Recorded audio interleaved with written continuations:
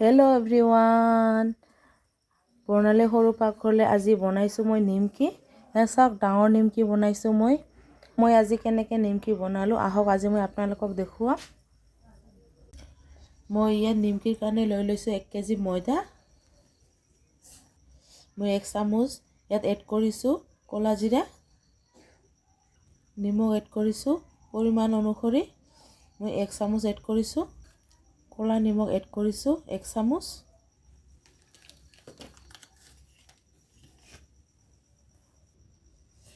আৰু এতিয়া মই এইখিনি মিক্স কৰি ল'ম। আৰু এতিয়া মই ৰিফাইন এড কৰিছোঁ। ৰিফাইনৰ পৰিমাণখিনি মই আপোনালোকক ক'ব নোৱাৰিলোঁ, কাৰণ ৰিফাইনখিনি মই ইয়াতে অলপ অলপকৈ ঢালি মাখি আছোঁ। আৰু ৰিফাইনখিনি মাখোতে যাতে ময়দাখিনি এনেকৈ লাড্ডু হৈ যায়, ৰিফাইনেৰে যাতে এনেকৈ লাড্ডু কৰিব পাৰি ময়দাখিনি। চাওক, আপোনালোকে নিমকি বনাবলৈ হ'লে ময়দাখিনিত পৰিমাণ অনুসৰি নহয়, ৰিফাইনখিনি দি যাব আৰু ময়দাখিনি মন কৰি যাব। এতিয়া মই অলপ পানীৰে ময়দাখিনি মাখি যাম। মই ইয়াতে ঠাণ্ডা পানী এড কৰিছোঁ।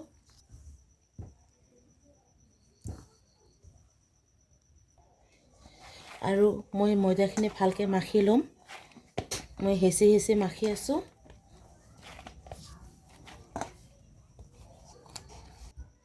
আৰু মই 15 মিনিট সময় এইখিনি ঢাকি থৈ দিছোঁ। আৰু এতিয়া মই ঢাকনিখন তুলি লৈছোঁ।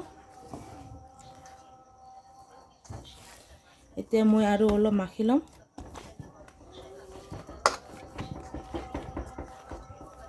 মই 2 ভাগ কৰি লৈছোঁ।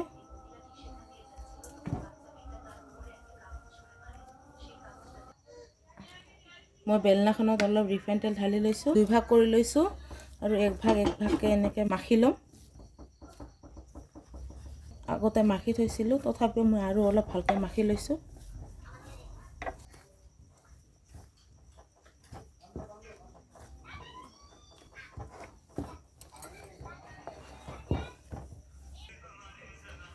আৰু এতিয়া মই লাড্ডু কৰি লৈছোঁ।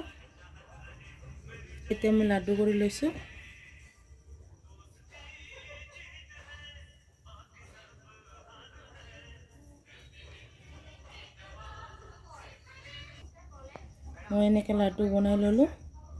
আৰু এতিয়া অলপ ৰিফাইনেৰে মই লাড্ডুখিনি বেলি ল'ম।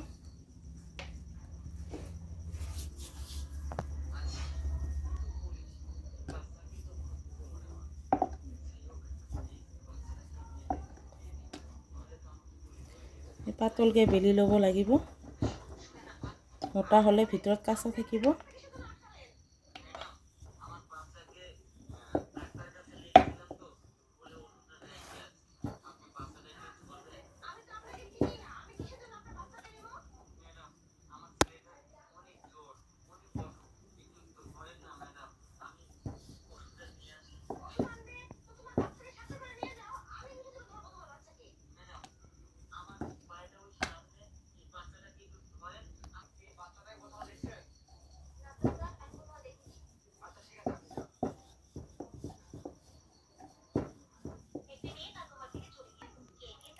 আৰু মই পাতলকৈ এনেকৈ বেলি ল'লোঁ আৰু এতিয়া ভাজ কৰি ল'ম।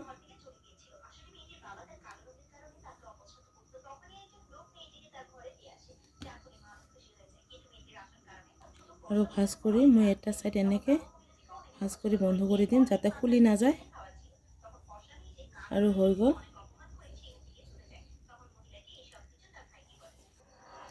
মই আৰু এখন বেলি ল'লোঁ আৰু ভাজ কৰি লৈছোঁ।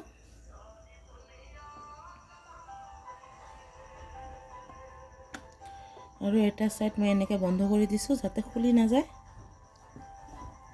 হৈ গ'ল আৰু এখন। আৰু মই এনেকৈ 6খন বনাই ল'লোঁ। আৰু কেৰাহী গৰম দি দিছোঁ। এতিয়া মই দিছোঁ ৰিফাইন।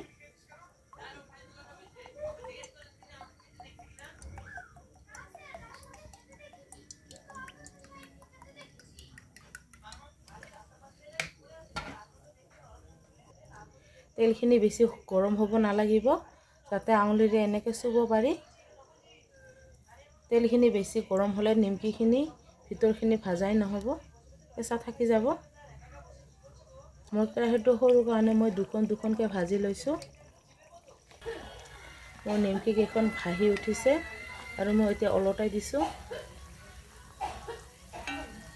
মই 3খন দি দিলোঁ।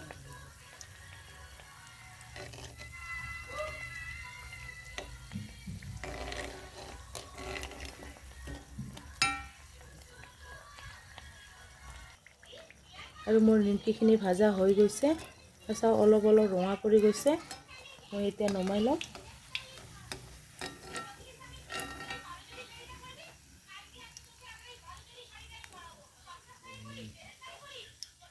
মই নমাই ল'লোঁ। এতিয়া তেলখিনি বেছি গৰম হৈ আছে। মই তেলখিনি অলপ সময় ঠাণ্ডা হ'বলৈ দিম। মোৰ তেলখিনি ঠাণ্ডা হৈছে। মই এতিয়া আৰু দি দিছোঁ। আপোনালোকে যিমান বাৰে ভাজি ওলাব নিমকিখিনি প্ৰত্যেকবাৰে তেলখিনি ঠাণ্ডা হ'বলৈ দিব। মোৰ নিমকিখিনি ভাজা হৈ গ'ল। এয়া চাওক, মই আপোনালোকক ভাঙি দেখুৱাইছোঁ। মৰমৰীয়া হৈছে। এয়া চাওক।